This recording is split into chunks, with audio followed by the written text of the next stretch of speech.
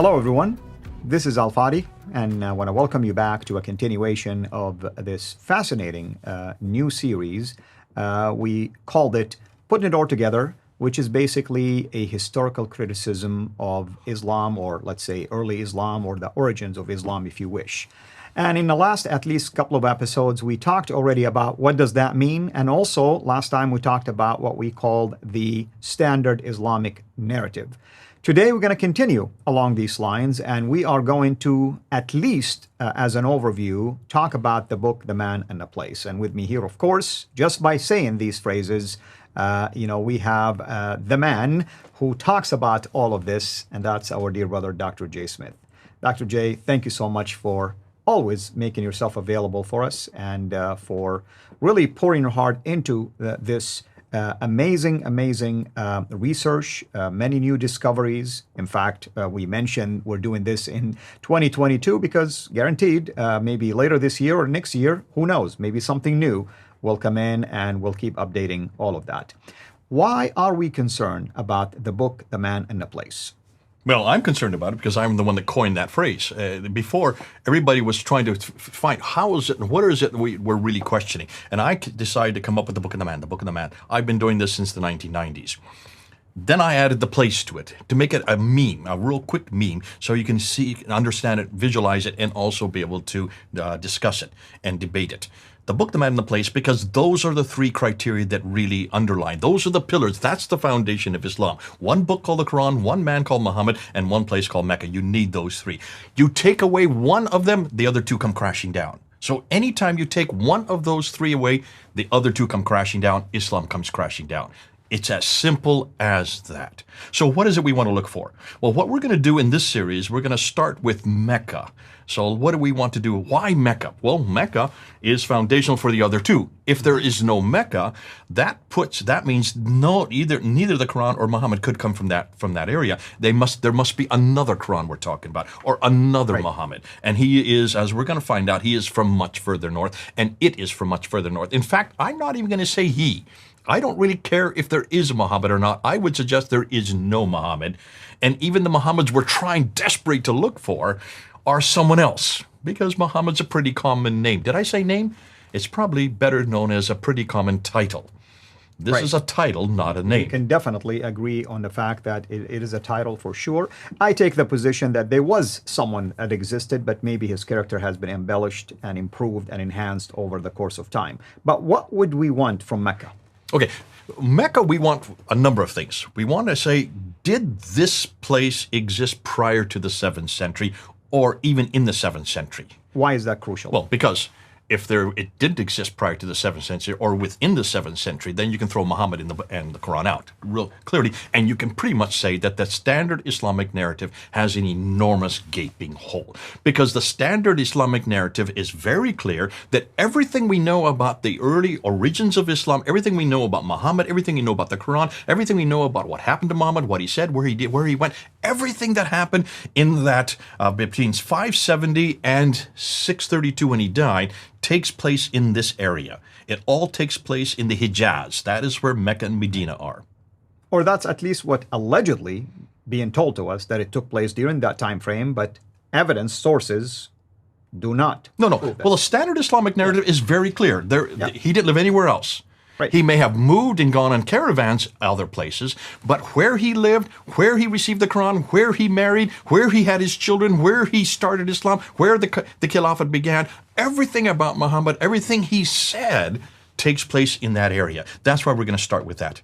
We have to do that. So I want to find any reference, any evidence. Is there any map that points it, that gives us there? Is there any artifact? Are there any qiblas that are facing that place?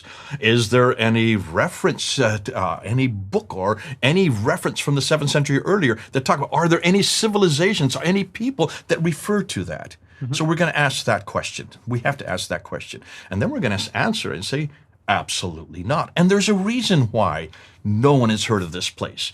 And it all comes down to one word: water. It's as simple as that. There's just no water. Now, I'll just let you hang because you know where I'm going to go with this, and you're going to see why this is so important. The second area we're going to look at is the person himself. Now, we're not going to really call Muhammad. We're not going to even talk about Muhammad. I'm going to take a bias. I'm biased here. I don't believe there was ever a Muhammad. There was someone called Muhammad. There are many people called Muhammad. Listen, my name is Jay. There's lots of Jays living today, and I'm sure there are lots of Jays all over the world. But is there a Jay that's sitting in this studio that I can support historically? Yes, because I'm right here. Can we say the same thing about Muhammad? Is there a man, or was there a man named Muhammad who was born in Mecca, who then was there till 622 when he moved to Medina and spent the last 10 years of his life in Medina? That's all I'm asking. And did he receive a book called the Qur'an? So we're going to look at the origins. I'm going to call it really origins because we want to look at the evidence on the ground. And what I'm going to demand is, show me one piece of evidence. That's all I'm asking. Give me a coin. Show me a rock inscription. Show me a building that refers to this man or this place or these events that are happening. That's the second one that I want to look at. And that's extremely important, by the way, because remember, I grew up believing in a man by the name of Muhammad, born specifically in 570 at a historical event that took place, the elephant, basically, or the year of the elephant and the incident that took place at that time. And then in 610, he was in a cave. He received his revelation. And that continued for at least 13 years in Mecca. And then he migrated to Medina the last 10 years. I mean, these are specific time frames that I grew up believing in. But yet, like you stated it correctly, when we look at the sources to back it up, we don't have enough sources to back it up. I'm not aware of any that can pinpoint these exact dates for us. If you look at the Sirah, for instance, you look at the Hadith collection, and you look at the Tafsir and all that kind of stuff. Everything is later. And also troubling to me is that it points north, not south. Okay, so here's what the question I'm going to ask. When I did my debate with Dr. Jamal Badawi back in 1995, and I started giving these 10 historical problems with the origins of Islam, his answer to me at that time was, Mr. Smith, the absence of evidence does not mean that there's evidence of absence. Which is, you've heard this phrase many times, and that's true. Just because there's an absence of evidence does not necessarily suggest the evidence of absence. I couldn't respond to that at that time in 1995. We're now in 2022. Now I can. And what we're going to show when we get through this period is we're going to show there's a huge amount of evidence. And we're going to show you what the evidence is. But what we're looking for 5 things. We're looking for a book called the Qur'an. We're looking for a man named Muhammad. We're looking for people called Muslims. We're looking for a religion called Islam. And we're looking for a city called Mecca. Those are the 5 things I want to ask. And I want to see if they exist, if there's any evidence for those 5 things. If there's no evidence for those 5 things, because those are the 5 things that make up Islam or the origins of Islam, then I was going to turn that on its head, that whole phrase on its head, and says, now you Muslims, you now have no evidence. So the absence of evidence, in your case, does it suggest the evidence of absence? I would suggest that you've got this problem, no longer me. I've got the evidence. You no longer have the evidence. Until you can show me evidence for any of these 5 things in the 7th century, there is no debate. Because why debate? Because I'm fed up and you're wasting my time to always be pointing to the 9th and 10th and 11th century. Who cares dilly swat about the 9th, 10th, 11th century? I want to talk about the 7th century. Now, do you see how easy that makes it? But also, that is what we demand of any historical claim. We've been demanded of that in Christianity. We had to prove that there was a person named Jesus Christ living in the 1st century, that he did die on the cross. Whether he rose again, we didn't have to prove that, but that has been proven. That's the beauty of it. We had to prove that the New Testament, the record that we have, the New Testament itself had to have been written at least by the 1st century, written down by the 1st century, though we don't have any of the manuscripts from that earliest period.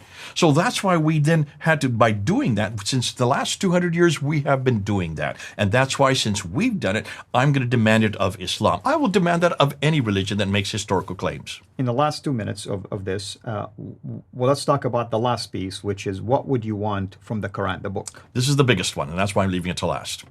The biggest one is the one that really is going to be the crowning whole, the biggest whole of all of them. The biggest whole is the book itself, this book, Qur'an right here. This should be easy to find in the 7th century. There should be a litany of manuscripts because the Muslim traditions do say it. The standard Islamic narrative is very clear that this book was compiled and written down in its final form in 652 by Uthman. Zayd ibn Thabit, who was given commission to do that, sent to 5 different cities which still exist today, all of which have been controlled by Islam for the last 1400 years. There should be no problem finding those 5 manuscripts. Where are they? Not only that, is there any Quran that, all those manuscripts that parallel this? More than that, what do we know now about how the Quran was put together? And at the very end of all our discussions, I'm going to ask and put to you, where did this Quran come from? Not only that, but even if we're talking about manuscripts to match this, but do we even have a complete Quran from the 7th century that matches this? That's a whole different story, of course, based on what we know. And at the very end, I want to show you, we now pretty well know where the Quran came from. And guess who it's all about. But that's for the end. Which we did also another series about this, but I will not really spoil that for yet. What are we going to talk about next time? We're now going to introduce and look at the source problem. We're going to actually ask, and I'm going to show you some graphs. We've seen it before. We're going to unpack and say, why are these graphs important? Look at the timelines. We need to put the whole problem with the source difficulties in a timeline. Wonderful. Thank you so much. And hopefully everyone is enjoying this, and we look forward to having you next time. Until then, have a blessed day. Thank you for watching this video. Be sure to like and subscribe to our channel, Sira International, and click on the bell so that you receive notifications whenever we publish a new video or go live. I would also like to appeal to you to consider becoming a Patreon patron by clicking the link right below. By doing so, you can give towards the production of these videos. There are also other options for you where you can give to our channel. I thank you from the bottom of my heart.